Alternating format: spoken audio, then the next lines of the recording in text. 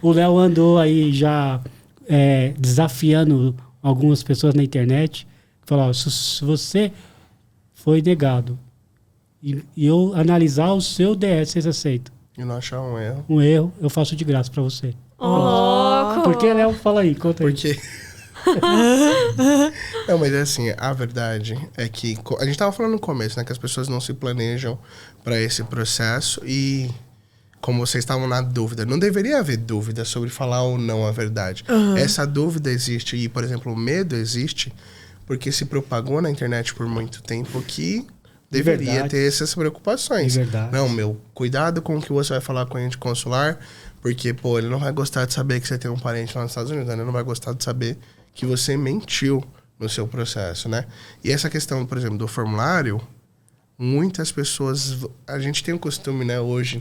Não se usa mais o Google, se usa o YouTube para fazer as coisas, né? Então a gente vai lá, quer tirar um visto, por exemplo, quer planejar uma viagem, minha fonte de informação é o Google ou é o YouTube. E eu, na maioria das vezes, tomo, né, pensando na pessoa que está nesse processo, como verdade qualquer coisa que o cara que está gravando um vídeo na internet fala. A gente sempre fala isso, né? Se tá na internet, é verdade. Se tá na internet, é verdade.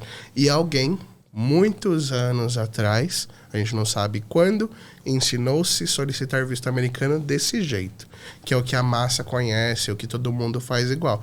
E aí ensinou errado. E aí muitos profissionais da área aprenderam esse mesmo método e vem replicando até hoje. Então a gente vê agência de intercâmbio, agência de viagens, profissionais despachantes que preenchem, por exemplo, os formulários de solicitação de visto em português.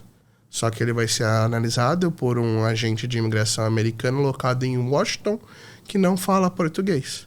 E aí como é que ele vai analisar o formulário? Não vai conseguir. Só que essa regra está bem grande, lá explícita em cima. Não pode preencher o formulário em inglês. Só que português. Aí o cara...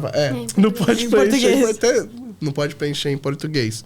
Mas o cara fala assim, não, mas o agente consular vai achar mais estranho ainda o fato de eu ter preenchido em inglês sem falar inglês. Como é que eu consegui isso? Pô, você usou um tradutor, pessoal. Mas cada campo da DS tem um help lá. O americano já fez isso pra nós. Não faz sentido essa informação. Aliás, quando eu preenchi, porque foi eu que preenchi pra família inteira. Toda, né? Porque meu pai falou, quer ir pra Disney? Conhece inglês? Se vira aí. Isso aí.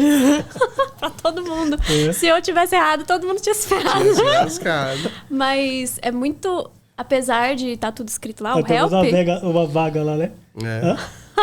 Apesar do help estar lá, né? Pra ajudar, é muito difícil. São 220 perguntas. É muita pergunta. Não é pra qualquer um. E tem umas perguntas muito, assim, que eu dei risada quando eu li, né? Tipo, você é traficante? Explodir uma bomba?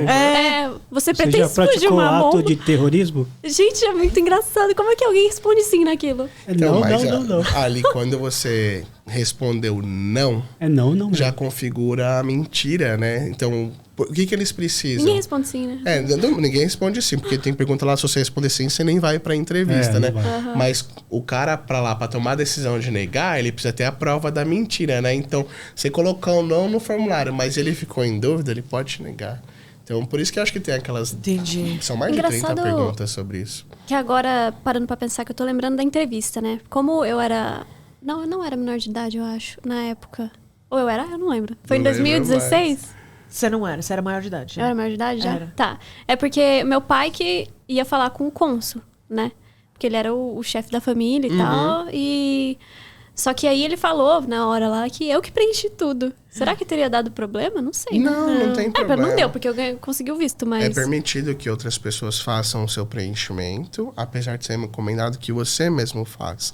Quando a gente está lá durante o processo de solicitação de visto, diante do agente consular e escaneou a digital, você está assinando digitalmente tudo que está escrito lá. Então, você passa a ser responsável pelas aquelas informações. Então, não importa se foi o Zé, a Maria, seu filho, ou uma empresa que preencheu para você. Na hora que você colocou sua mão, você assumiu a responsabilidade pelas coisas que estavam escritas lá. Então, não tem problema. Por isso que a gente recomenda a todo nosso cliente que leia na íntegra o formulário. Todo o formulário que você, devidamente preenchido, que você nos passou o draft, né, o rascunho. Para quê?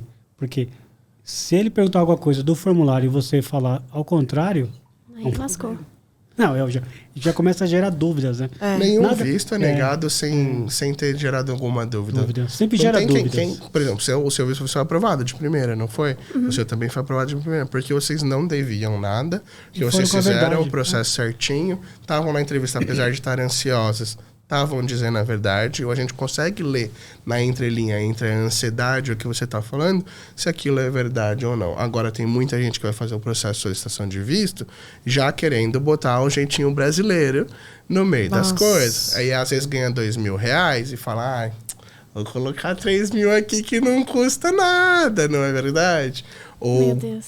nunca viajou para fora do país, mas na ingenuidade deles, acham que, por exemplo, eu já realizei uma viagem para a Argentina e fiquei sabendo que para a Argentina não precisa de passaporte.